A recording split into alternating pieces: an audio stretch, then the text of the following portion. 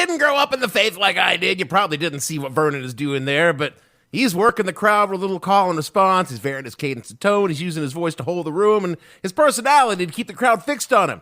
In a different time and place, Vernon would be preaching in a megachurch and flying on his own private jet and have a flock of lawyers to keep his predilection for young girls out of the news. But he was Vernon, and he had some work to do before he could become David Koresh.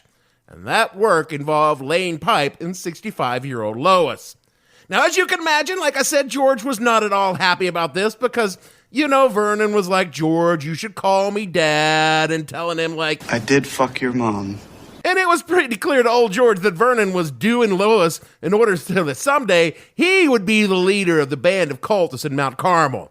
This likely offended George more than this 20-something kid boning his mom on the regular.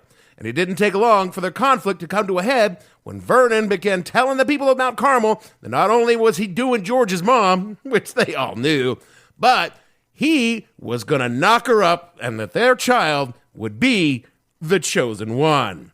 This seemed unlikely since Lois was 65, but hey, it's prophecy. What can you do? Because yes, of course, Vernon was a prophet. I mean, you got to be a prophet if you're going to run a cult. He just wasn't a good prophet because Lois died in 1986 without giving birth to the chosen one. And around this time, George began to make his move, not from the pulpit, but from the courtroom. What you are witnessing is real. The participants are not actors. They are actual litigants with a case pending in a California municipal court. Both parties have agreed to dismiss their court cases and have their dispute settled here in our forum, the People's Court.